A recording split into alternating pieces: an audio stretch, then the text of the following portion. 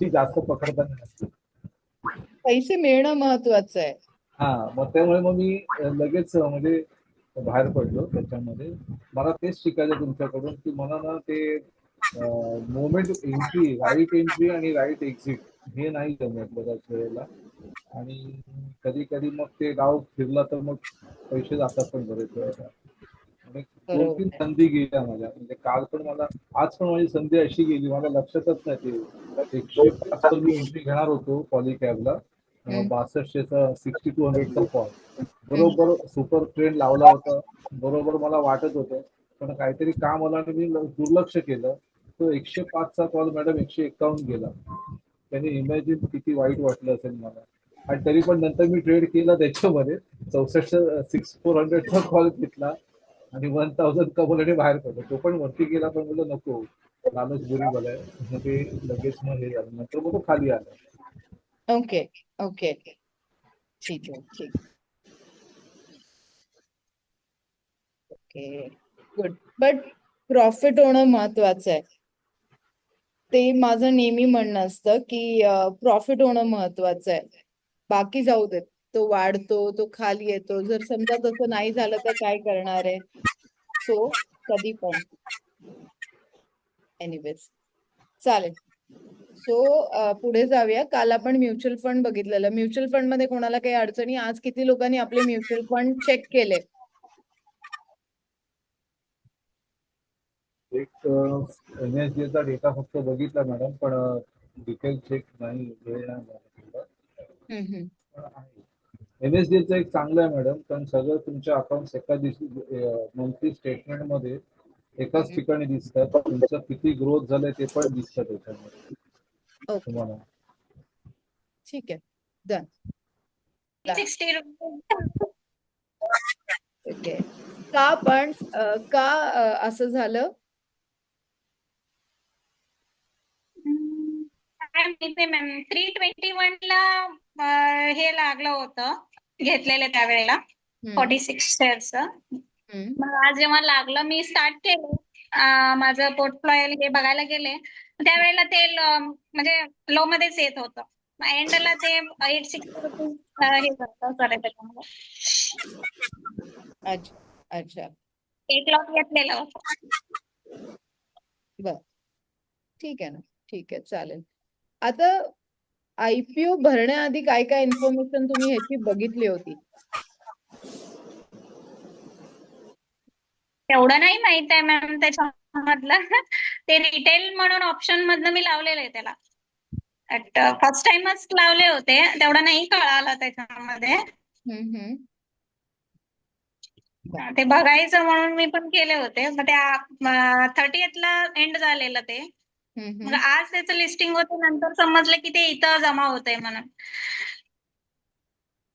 म्हणजे ते ऍक्च्युली कसं लिस्टिंग लागतंय ते माहित नव्हतं मला आधी. ठीक आहे. आपण बेसिकली आज आपण ते शिकणार आहोत. IPO म्हणजे काय? आज 2 इम्पॉर्टंट टॉपिक आपण शिकणार आहोत. बाकीचे सगळे प्लीज आपले माईक म्यूट करा. आपण बेसिकली आज 2 टॉपिक हे शिकणार आहोत, IPO आणि म्युच्युअल फंड. IPO मध्ये खूपदा असं होतं, किती लोकांनी कालपासून हर्षद मेहता सिरीज बघायला सुरुवात केली?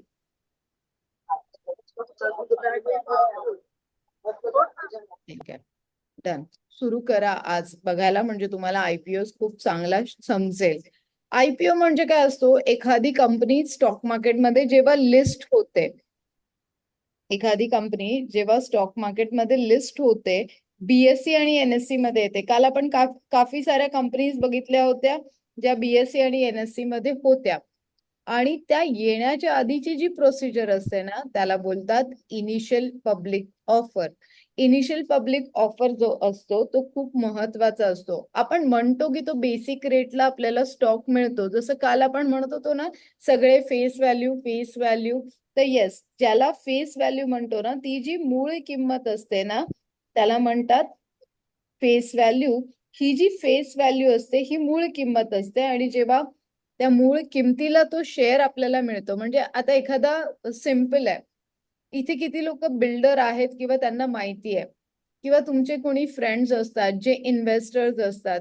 एखादी लँड आहे, आता फक्त प्लेन लँड आहे, तिथे काहीच नाहीये, आणि तिथे तुमचा फ्रेंड किंवा बिल्डर काय म्हणतो की बाबा ही लँड आहे, इथे मी आता माझा प्रोजेक्ट सुरू करणार आहे. आता काहीच नाहीये, म्हणजे लिटरली ही लँड आहे, आता इकडे काहीच नाहीये, पण 2 वर्षानंतर तुला इकडे खूप साऱ्या गोष्टी मिळतील. मिळतील म्हणजे बिल्डिंग तयार होईल, मग आजूबाजूला गार्डन तयार होईल, या सगळ्या गोष्टी होतील. पण 2 वर्ष तुला फक्त या विजनवर माझ्यामध्ये इन्व्हेस्ट करायला लागेल, की 2 वर्षानंतर तुला इथे आज 1,000 रुपये इन्व्हेस्ट केले तर उद्या तुला 15,000 रुपयाचा रेट मिळू शकतो म्हणून. पण मग तुम्ही काय करता, जेव्हा तिथे इन्व्हेस्टमेंट करायचा विचार केला तर तुम्ही काय ठरवाल?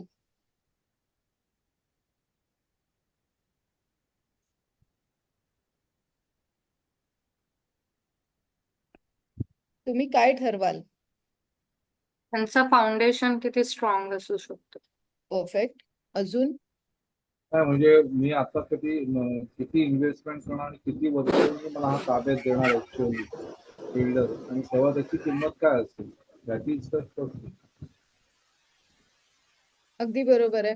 सो मग मला पण याच गोष्टी बघायच्या आहेत. मला पण याच गोष्टी बघायच्या आहेत जेव्हा मी आयपीओ घ्यायला जाणार आहे. एक्झाम्पल साठी आपण घेऊया आता किती शॉर्टकट, आणि हे सगळे शॉर्टकट अवेलेबल करून दिलेत आपल्याला फटाफट करण्यासाठी.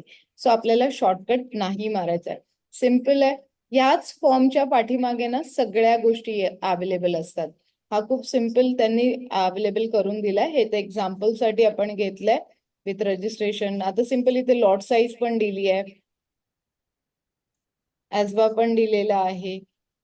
म्हणजे एक्झाम्पल साठी या सगळ्या गोष्टी तुम्हाला त्यांनी अवेलेबल करून दिल्यात. म्हणजे जे कोणी नवीन आहेत, pan card log in ID आहे, कट ऑफ प्राइस आहे, जे मी सगळं सांगितलं ते तुम्हाला इझिली सगळं इथे अवेलेबल झालं. ठीक. आता समजून चला तुम्हाला आयपीओ मिळाला 315 ला, आणि मग आता तुम्ही मला सांगा 600 झालाय, तुम्हाला डबल प्रॉफिट होतोय, तुम्ही लोक काय कराल? माझ्या घरात लॉसचं मेजर कारण का होतं 2007-8 मध्ये? कारण आमच्याकडे खूप पैसे होते. आम्ही ह्याच स्टॉक मार्केटमध्ये 2007 मध्ये 1.5 करोड व्हाईट मध्ये कमवले होते. आणि सडनली आर पॉवर नंतर मार्केट कोलॅप्स झाला आणि वी सेड बहुत पैसा है, हम लोग होल्ड करेंगे. कॅपिटल, रिलायन्स कॅपिटल सारखे लॉट्स आमच्याकडे 50-50, 100-100, 200-200 होते. आणि जसं जसं खाली येत जातात तुमचं ब्रोकर कुणाच्या बापाला ऐकत नाही, काढत जातो तो पोझिशन. एक तर पैसा दो नाही तर पोझिशन निकालो, पैसा दो नाही तर पोझिशन निकालो. सिम्पल असतो. म्हणून स्टॉक मार्केटमध्ये इगो कधीही काम करत नाही, हे त्यावेळेस शिकायला मिळालं की स्टॉक मार्केटमध्ये पैसे असू देत, काही असू देत, एकतर लॉस बुक करा किंवा प्रॉफिट बुक करा. लॉस बुक करायचा नसताना मग स्ट्रॅटेजीज बनवा. आधी खूप गेम चालायचे, आता खूप कमी गेम चालतात स्टॉक मार्केटमध्ये. गेम म्हणजे सिम्पल आहे, खूप साऱ्या बॅकएंड्सला गेम चालायचे, ऑपरेटर्स गेम चालायचे. डे बाय डे खूप ट्रान्सपरन्सी आल्यामुळे ते सगळे गेम बंद पडलेत. इवन आता पण तुम्ही ऐकत असाल प्री लॉन्चिंग आयपीओ किती लोकांना माहिती आहे? किती लोक आधी आयपीओ विकत देतात? एका घरात 10-10, 20-20 फॉर्म विकले जातात, आधी घेतले जातात. तुम्हाला प्रॉफिट हो नाही हो नंतर, म्हणजे तुमचं जे काय होईल ते माहित नाही मला.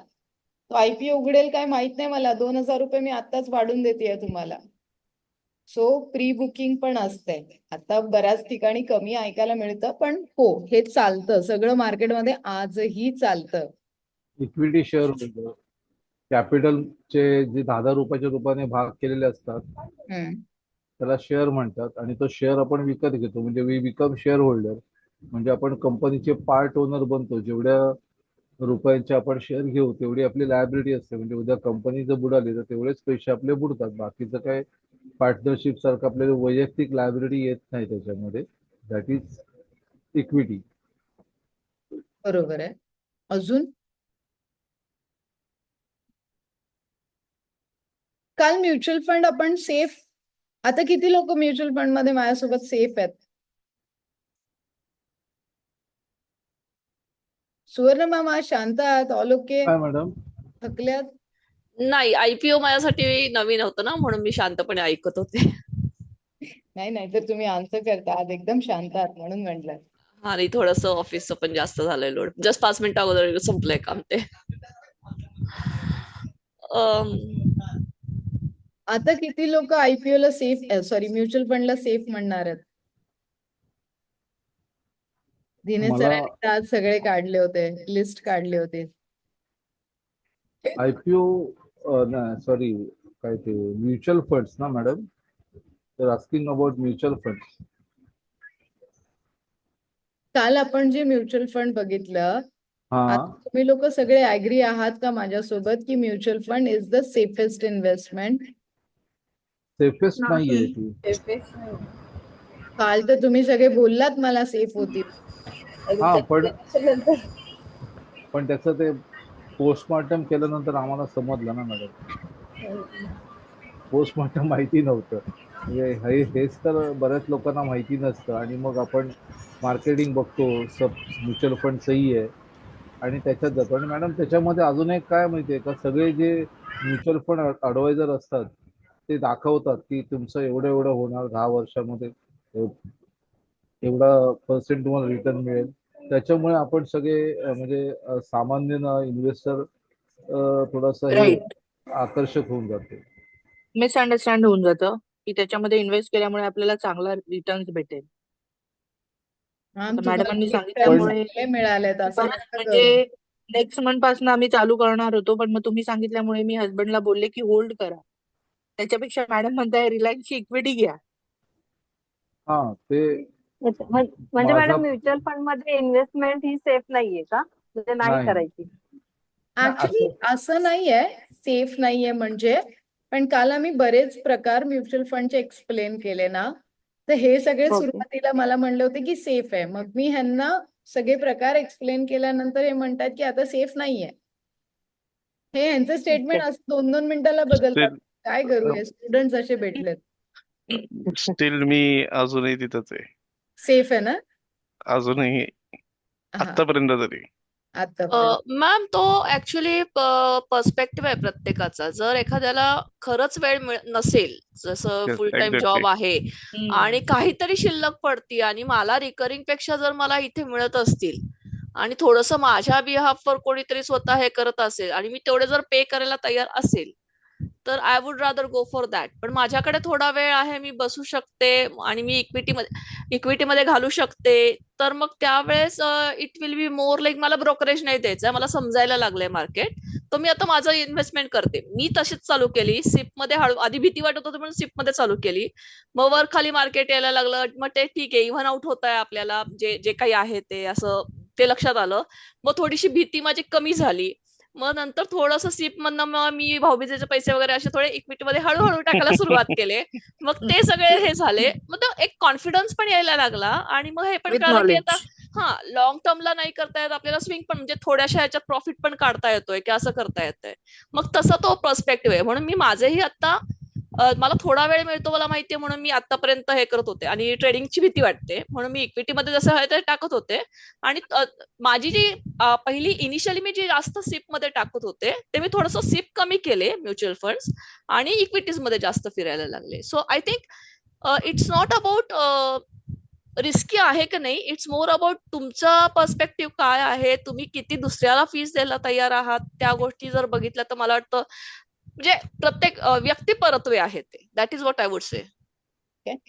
आता मी जो पार्ट सुरू करतेय, जे सेगमेंट आपण सुरू करतोय इक्विटी, आता तसं बघितलं तर स्टॉक मार्केटमध्ये कुठलंही सेगमेंट सेफ नाहीये, ठीक आहे. पण आता आपण त्याला सेफ बनवतोय. काल पण म्युच्युअल फंडला आपण कुठेतरी मी तुम्हाला सेफ साईड कुठला इन्व्हेस्टमेंट बेस्ट आहे, कुठला सेगमेंट बेस्ट आहे, ओपन एंडेड की क्लोज एंडेड, डिव्हिडंड की ग्रोथ की रीग्रोथ, मग एंट्री लोड एक्झिट लोड जेव्हा आपण बघितलं, ते ज्या काही चुका झाल्यात त्या तुम्हाला कळाल्या आणि आता तुम्ही ते नेक्स्ट टाइम करणार नाही आहे.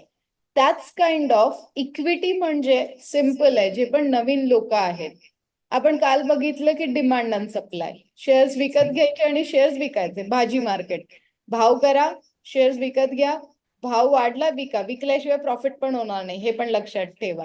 आता तुम्ही म्हणाल की भाजी मार्केट म्हणजे भाजी घरात आणून खाणंच आहे ना, तर डेफिनेटली तो तुमचा प्रॉफिट आहे. सो सिम्पल लाईक इथे पण हेच करायचंय. एकच रूल नेहमी लक्षात ठेवा, buy on dip, sell on rise. Always stock मार्केटमध्ये एकच रूल ठेवायचा, buy on dip, sell on rise. आपण काय 99% लोक काय मिस्टेक करतात, जेव्हा मार्केट वर जाते तेव्हा त्यांना वाटतं की अरे स्टॉक मार्केट में बहुत पैसा है. पण वॉरन बफेटचा रूल आहे की जेव्हा मार्केट खाली असतं आणि तुमच्या सगळ्यांसारखी लोक जेव्हा घाबरतात तेव्हा आमच्या सगळ्यांसारखी लोक मार्केटमध्ये येतात. म्हणजे तेव्हा न घाबरता येणं खूप महत्वाचं असतं. पण तीच वेळ असते की लोक आहे ते पण विकून बाहेर निघतात की नाही बाई आपने बस की बात नाही है. सो आता आपल्याला तसं नाही करायचंय. म्हणून मी म्हणते की कुठलेही सेगमेंट सेफ नाहीये, आपण स्टेप बाय स्टेप त्याला सेफ करणार आहोत. तर इक्विटीचं सिम्पल मिनिंग आहे, खाली शेअर विकत घ्यायचे, वरती शेअर विकून टाकायचे. आता मला सांगा किती नावं तुम्हाला स्टॉकची माहिती आहेत? मला फक्त 10 शेअर सजेस्ट करा, सगळे मिळून. प्रत्येकाने एक एक केला तरी चालेल मला. विप्रो, काल तुम्ही सांगितलेलंच रिलायन्स, बजाज फायनान्स, अदानी, बजाज फायनान्स, तो बजाज फायनान्स. हा डॉक्टर रेड्डी. कुठला? L&T, ICICI bank, ICICI bank. Okay. Sun pharma आणि green energy, Adani port, Adani port. ठीक स्टेट आहे. Bank of Tata India, power, ITC, IT. ITC, ठीक आहे. Hindustan Unilever, HUL. Okay. Hindalco ma'am. UltraTech, Hindalco. अजून Adani, Asian paint, Infosys, Asian paint, Tata steel, Tata steel. Okay. ACC, ACC. Okay. Maruti, state bank of Maruti India, Suzuki, Maruti. Mahindra and Mahindra, M&M, Mahindra and Mahindra, okay. अजून doctor Reddy. अवंतन, doctor Reddy. अजून Nestle, Nestle, Titan, Cipla, Titan, Cipla, Cipla. Okay. अवंटल, okay. Infosys ma'am. Infosys. ठीक आहे. Mankind, Vedanta, Vedanta. Okay. माझा एक favourite stock घेऊन टाकूया, सगळे तुमचेच काय घ्यायचे आहेत? रिलायन्स असेल मॅडम तुमचा फेवरेट. टेक महिंद्रा, रिलायन्स आहे माझं फेवरेट, नो डाऊट. RCF घेऊया, राष्ट्रीय केमिकल फर्टिलायझर. ठीक आहे. आता एक कॉमन प्रश्न विचारतेय, कॉमन आन्सर देऊ नका. गेले 20 वर्ष 25 वर्ष झाले एकच आन्सर मिळते मला की हे चांगल्या कंपन्या म्हणून आम्ही सांगितल्यात. मी कुठल्या कंपन्याच घेतल्यात त्या तुम्ही ज्या ज्या सांगितल्यात त्यातल्या मी कुठल्या घेतल्यात त्या ऐकून घ्या आधी. विप्रो घेतली आहे, बजाज फायनान्स घेतली आहे, L&T घेतली आहे, ICICI बँक घेतलंय, सन फार्मा घेतलंय, अडानी पोर्ट घेतली आहे, ITC घेतली आहे, HUL घेतलाय, Hindustan Unilever long form, Hindalco घेतलंय, एशियन पेंट घेतलंय, ACC घेतलंय, मारुती घेतलंय, टायटन घेतलंय आणि one of my favourite RCF घेतलाय. का मी विचार होतं की एखादा स्टॉक आहे आज 8% वाढलाय आणि आय एम सो हॅपी की माझ्या पोर्टफोलिओ मध्ये तो 8% वाढलेला स्टॉक आहे. माझ्यासोबत रेग्युलरली होतं असं. तुमच्यासोबत होतं का? नाही. हो होतं पण विड्रॉ नाही केलेले ऑन टाइमला. ठीक आहे, पण म्हणजे झालेलं आहे ना की तुमच्याकडे आहे आणि तो 10% वाढला, 20% वाढला, अपोजिट लागलं. ओके. सो असे स्टॉक सिलेक्ट कसे करायचे आता आपल्याला. आता हे स्टॉक सिलेक्शन साठी मी तुम्हाला हे विचारलेलं, पाहिलंय, हळदी कुंकू वाहिलंय. कसं वाटतंय, म्हणजे असं प्री स्कूल मध्ये बसल्यासारखं दिनेश सर फिलिंग येत आहेत? हा, फिलिंग घेतोय मी. सो किती लोकांनी बघितला की नुसताच पेपर डाउनलोड करून ठेवला. ज्या लोकांनी खरोखर पेपर बघितला असेल त्यांना कळेल मला जो कॉलम सांगायचा आहे तो कुठला असेल. बघितलं पण काही कळालं नाही काय. कळणार नाही ऍक्च्युअली का मॅम, पहिल्यांदाच बघितलाय ना हो एवढं फक्त मी तर निफ्टी आणि कसा सेन्सेक्स वाचायचा बघितलं. हे तुमच्याकडून शिकायचंय आता. फक्त नाव वाचले कंपनीचे, बाकी नाही कळालं काही. आज तुम्ही संध्याकाळी पेपर संध्याकाळी मॅडम सांगणार आहेत, त्याच्यामुळे मग काय कष्ट घेतले नाही वाचायचे. मग स्टॉक पण म्हणतो थांब बाबा, तू मॅडमलाच प्रॉफिट देतो, तुला नाही देत म्हणून. नाही, शिकल्यावरती करणार ना मॅडम. ठीक आहे. आपण काल 2 कॉलम बघितले होते या न्यूजपेपर मधले, बरोबर आहे? हम्म. हा ठीक आहे. कधी कधी ब्रोकर ऍडजस्ट नाही करत, म्हणजे आता बाय वन गेट वन म्हणजे बोनस मिळाला, 1+1 मिळाला, हा 3000 चा 1500 झाला आणि समजा तुम्ही आदल्या दिवशी घेतला आणि दुसऱ्या दिवशीच असं झालं, तर ब्रोकर ऍडजस्ट नाही करणार, तर तुमचा तर लॉस होणार ना. Okay okay. सो आपण कशाला रिस्क घ्यायची आहे? आपल्याला माहिती असेल तर रिस्क नाही घ्यायची आहे. नाही, मी दुसऱ्या पर्स्पेक्टिव्हने करत होते. मी असा मूर्खपणा केलाय. 3-4 वेळा मला माहिती होतं स्प्लिट होणार आहे किंवा डिव्हिडंड मिळणार आहे. पण मला असं वाटलं की आधीच्या ज्या लोकांनी घेतलेले असतील त्यांना मिळणार आहे, डिक्लेअर झाल्यानंतर मिळणार नाहीये. त्यामुळे मी बऱ्याच ऑपॉर्च्युनिटीज सोडल्यात. अच्छा. बट गुड, आज हे कळालं. सो अवेअरनेस येतो त्याच्यामुळे. हा, बऱ्याच ऑपॉर्च्युनिटीज येतील अजून पुढे. Looking positively. Yes, thanks. Definitely. इथपर्यंत क्लिअर आहे. आता नेक्स्ट पॉइंट जो मी विचारायला चालले तो खूप महत्वाचा आहे. म्हणणार होती सगळेजण ट्राय करतायत आणि छान एक एक कॉन्सेप्ट सांगतात. I like that. म्हणजे सगळेजण डिस्कस छान करतायत आणि नवीन पॉइंट. डेफिनेटली आपल्याला जे पॉइंट्स हवेत ते नाही मिळत आहेत. श्लोक, तू पण पार्ट होऊ शकतो डिस्कशनचा, आन्सर करू शकतो, नाही तर येईन मुंबईला धोपटायला.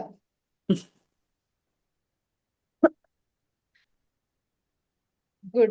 अजून लास्ट 2 चान्स. चला मॅडम थोडी हिंट. स्मिता टफ मॅम झाले द्या. सगळे, टफ झाले सगळे. नाही, जे कॉम्पिटिशन बोर्ड मार्केट मीटिंग मध्ये मध्ये काय आहे? कॅटेगरी बघितली होती ना. फंडामेंटल्स जेवढे पॉइंट्स तुम्ही लोकांनी सांगितले हा, ना, त्यांची बोर्ड मीटिंग कधी आहे हे बघायचं. फंडामेंटल. नाही बोर्ड मी मीटिंग हिंट कधी आहे? दिली. मी हिंट दिली की ग्रुप बोर्ड मीटिंगच्या ह्याच्यामध्ये ए, कॅटेगरीज होत्या. B1, B2. दिवसांपूर्वीच डिव्हिडंड किंवा बोनस दिलेला आहे, म्हणून तुम्ही नाही. कंपनीने डिव्हिडंड काही दिवसांपूर्वीच डिव्हिडंड किंवा बोनस दिलेला आहे, तर म्हणून तुम्ही नाही घेणार. नाही, नाही. असं नाहीये. एक पॉइंट आहे, शोधाल तर मिळेल. परत स्मिता मॅम कडनं पाहिजे ते हिंट नका देऊ स्मिता मॅम, नाही तर काढते तुम्हाला बाहेर.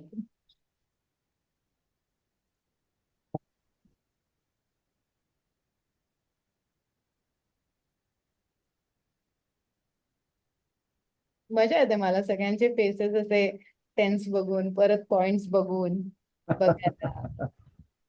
बोनस शेअर दिला असेल तर मग इट्स डिफिकल्ट, कारण किंमत त्याची कमी होणार, अर्धीच होणार सगळं. म्हणजे एकाच एक दिला म्हणजे तर आता असं पकडून चला की 1000 रुपीलाच मिळणार आहे. मॅडम नाही मॅम, ते आपण आता डिस्कस केलं ते सेक्टर जर नसेल तर. नाही, आपण ह्याच्यामध्ये सेक्टर्स नाही घेत आहे. ग्रुप म्हणायचं का? ग्रुप ऑलरेडी घेतलाय आपण, एक ग्रुपच घेतलाय आपण. एक पॉइंट आहे, 5च पॉइंट आहे, 5 मधला एक पॉइंट आहे. स्मार्ट स्टुडंट असते तर प्रत्येक पॉइंट 30 केला असता. जर स्मार्ट असते, एक जणांनी पॉइंट वाटून घेतला असता तर लगेचच कळाले असते, हा पॉइंट आहे का, तो पॉइंट आहे का, तो पॉइंट आहे का. पण कसे तुम्ही लोक स्मार्ट इन्व्हेस्ट होणार सांगा. करा आता परत एकदा दोनदा रिवाइज करा. सगळे पॉइंट चांगले आहेत, एकदम परफेक्ट आहे. माझ्या हिशोबाने घेतलं तरी प्रॉफिट आहे आणि माझ्या हिशोबाने घेतला तरी लॉस आहे. मॅडम, डिव्हिडंड आणि बोनस म्हणजे किती देत आहेत त्यावर? ऑलरेडी डिसाइडेड आहे ना, रिलायन्स चांगला डिव्हिडंड आणि बोनस देतो.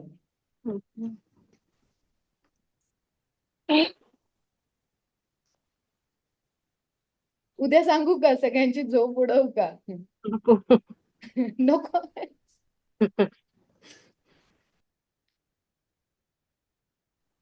सांगा मॅडम, जाऊ द्या, आम्ही हरलो आता. एवढ्या लवकर नाही गिव्हअप करायचं सर. स्टॉक मार्केट मध्ये आम्हाला लढाईला सुरुवात केली आत्ताशी. नाही काय न्यूज आहे मार्केटमध्ये? वॉर होणार आहे काय? मोदीजी काय करणार हा, आहेत? काय mock plan? Drill, mock drill, news news news, immediate news. अच्छा, rumor है और what? नाही नाही, ते माहिती खरं पण आहे, खरं आहे. मॅडम काम खूप जास्त मॉक करायला ड्रिल लागतं. इज खरं आहे. मध्ये काम करते. काय काय? मी डिफेन्स मध्ये काम करते, आम्ही हजबंड वाईफ. तर त्याच्यामुळे आम्हाला काम जास्त करायला लावलं की इन केस कधी अशी सिच्युएशन आली तर मग रेडी पाहिजे. अच्छा, तर काही आहे चान्सेस? हो नाही हो मॅडम, आहे, पण शॉर्ट टर्म मध्ये नाही, लॉंग टर्म मध्ये आहेत.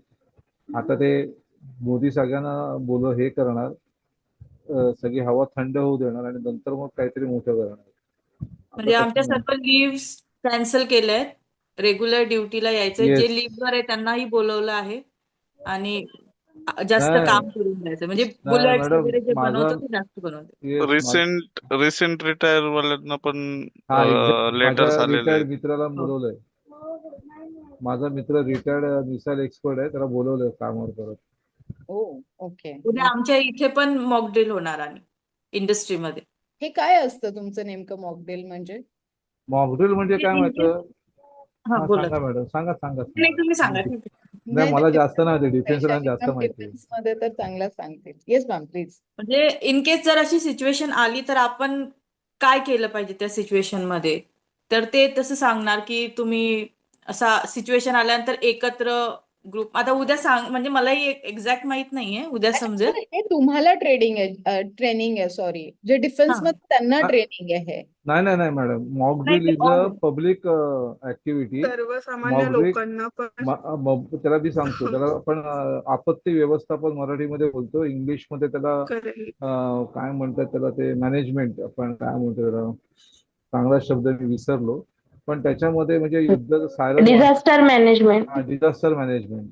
आणि त्याच्यामध्ये जसं झालं की सायरन वाजला, तुम्हाला माहिती असेल की नाही माहिती नाही, पण पूर्वी ब्लॅकआउट करायचे रात्रीच्या वेळेस. जेव्हा 1971ला बांगलादेश वॉर झाला होता त्यावेळेला रात्रीच्याला ब्लॅकआउट करायला सांगायचे, लाईट सगळी घालवायची. तर अशा प्रकारचं दिवसा वगैरे ते काही झालं तर तुम्ही सुरक्षित स्थानी कसं जायचं, जर शत्रूने हल्ला केला, बॉम्ब टाकला, तर तुम्ही काय करायचं. तर that is everything is covered under the mock drill. तर त्याचं आता ते प्रत्यक्ष उद्या होईल तेव्हा कळेल सगळ्यांना. ओके. माझ्या मते 1971 ला पण मागाशी न्यूज मध्ये ऐकत होतो मी, 1971 ला पण एक असं केलं होतं मॉक ड्रिल इंडियामध्ये. त्याच्यानंतर आता रिपीट कारगिलच्या होतं. वेळेस केलं होतं. हो. त्याला कारगिलच्या. रंगीत तालीम म्हणतात मॅडम, ऍक्च्युली रंगीत तालीम म्हणतात, आपत्ती व्यवस्थापनाची रंगीत तालीम. जर असं झालं, आग लागली, फायरचं पण मॉक ड्रिल घेतात ना कॉलेजेसमध्ये. सिम्पल म्हणजे हा, कंपन्यांमध्ये पण घेतात आयटी फायर कोविडच्या ड्रिल आधी म्हणून फार असतं. कॉमन होतं हे करेक्ट. Fire drill. हा. जिथे मॉक सायरन ड्रिल. वाजवला जायचा आणि मग कस्टमर जरी समोर हा. असेल तरी त्याला सरळ सांगायचं आम्ही की आता सायरन वाजलाय, we have to go down म्हणून मीटिंग मध्ये सोडून बेसिकली जायचं कंपनी. इंडस्ट्री मधलं मी सांगू शकतो.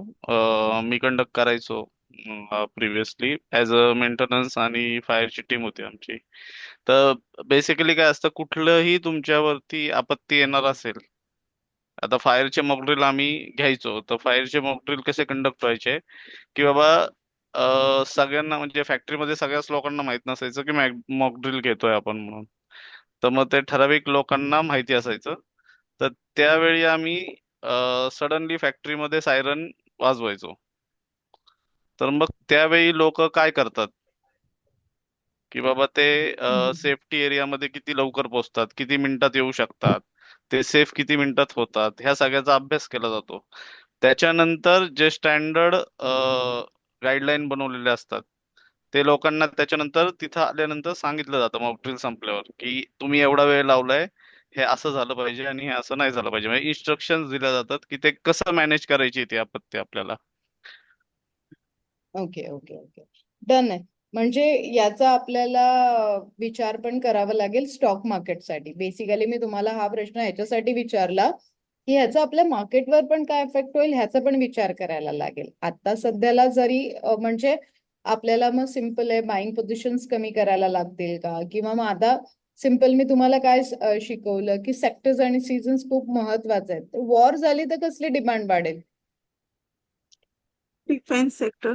डिफेन्स सेक्टर्स, अजून खाण्याची. pharma, इन्सिक्युरिटी ट्रान्सपोर्टेशन ग्रोसरीज पण वाढणार, एफएमसीजी पण वाढणार. FMCG hospitals. हॉस्पिटल्स वाढणार.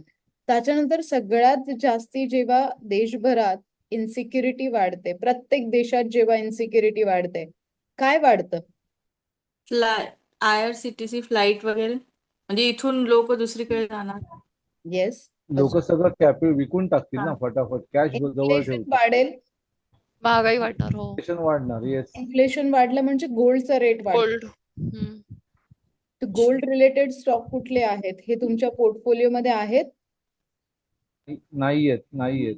मनप्पुरम नाहीये, नंतर मुथूट फायनान्स नाहीये, नंतर कोणता कल्याण ज्वेलर्स पण नाहीये, टायटन नाहीये. सो आता सिम्पल आहे, म्हणजे ह्याच्यासाठीच तुम्हाला हे प्रश्न विचारले की काय होऊ शकतं, कशामुळे काय काय होऊ शकतं, आणि त्याचा सिम्पल आहे. म्हणजे माझ्या डोक्यात तर डेफिनेटली फक्त मार्केट असतं. सो मी रिलेटेड टू मार्केटच विचार करेल कि उद्या कोई भी मन की बात आने दो तो मार्केट पे क्या फर्क पड़ता है, ये पहले मैं सोचती हूँ कि कल कभी भी आके मन की बात सुननी पड़ी तो मार्केट पे क्या होगा. डेफिनेटली रशिया आणि पुतिन झालं तेव्हा काय काय वाढलं बाय मिस्टेकली. आता डेफिनेटली आपण रिवेंज घ्यायच्या मोडमध्ये आहोत. इंडिया पाकिस्तान वॉर होऊ शकतो तर मग कोणाला त्रास होऊ शकतो, कुठल्या सेक्टरला त्रास होऊ शकतो, कुठल्या सेक्टरची डिमांड कमी होऊ शकते किंवा कुठल्या सेक्टरची डिमांड वाढू शकते. या सगळ्या लिस्ट तुमच्याकडे आधी रेडी पाहिजे सगळ्यांना, कारण ते समजतच नाही. जर तुम्ही होमवर्कच नाही केला ना तर तुम्हाला ते फॉर्म्युले समजणारच नाही. सो ट्राय करा, चुकलं तरी चालेल, कुठले घाणेरडे नाही. शेअर्स काढून आणले तरी चालेल. नाही, बरोबर आहे मॅडम, देऊच नका. अभ्यास केल्याशिवाय मग काय पुढचं कळणारच नाही ना. ते ना सर, अभ्यास केल्याशिवाय कळणारच नाही. करणार नाही आणि खरंच नाही कळत ते. आणि प्रत्येकाने प्रयत्न केलाच पाहिजे असं मलाही वाटतं. न्यूजपेपर म्हणजे घ्यावं लागेल त्यासाठी. न्यूजपेपर मधून जसं तुम्ही दाखवलं तसं शोधायचं. हो, न्यूजपेपर ते काय न्यूजपेपरची दिनेश लिंक उद्या पण ग्रुपमध्ये टाकेल. आहे. दिनेश उद्या पण तुम्ही शेअर करा पेपर ऑनलाईन, म्हणजे कोणाला तेवढी जबाबदारी घेतो मी आता. Thank you very much. सगळ्यांकडनं 50-50 रुपये घेऊन टाका. हा, खरंच करायला पाहिजे. Thank you madam. नाही, फिजिकल लावलाय मॅडम, पेपर चालू केलाय कालपासून. ठीक आहे, तुम्ही नका डिस्काउंट तुम्हाला. नाही डिस्काउंट नाही दिनेश, ते ऑनलाईन बघायला बरं पडतं. मोबाईल मध्ये कुठेही बघता येते वेळ मिळाला की. मला खूप फायदा होतो, ऑफिस मध्ये बघताय तुम्हाला.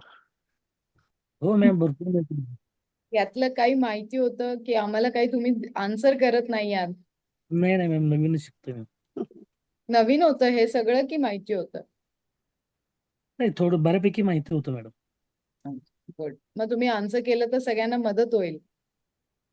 हो मॅम, हो. ठीक आहे. योगेश सर, हो. बाकी सगळे जे म्यूट वर आहेत त्यांना प्लीज, मला फक्त समजते नाही समजते एवढं सांगितलं तरी चालेल. बेसिकली क्लास मजा ह्याच्यासाठी आली की सगळ्यांनी आन्सर केलं. आता खूप नवीन शिकायला मिळालं. वेळ पटकन गेला. हा, 11:30 वाजले, समजले वेळ आता पटकन पावणे गेला, 12. कळालं नाही 11:30 क्लास ओव्हर वाजले. व्हावा. हा, थोडा ऍक्च्युली वेळ तरी चालेल. तुम्हाला सुट्ट्या कॅन्सल केल्यात, मला आहेत सुट्ट्या. मॅडम, आज तुम्ही खूप टेन्शन वाढवलं. विचार करायला लावला जास्त सगळ्यांना. आमची उत्कंठा वाढवली एकदम. मजा येते ना, थोडस स्टुडियस लाईफ मध्ये गेल्यासारखं. विद्यार्थी झाल्यासारखं वाटतं परत.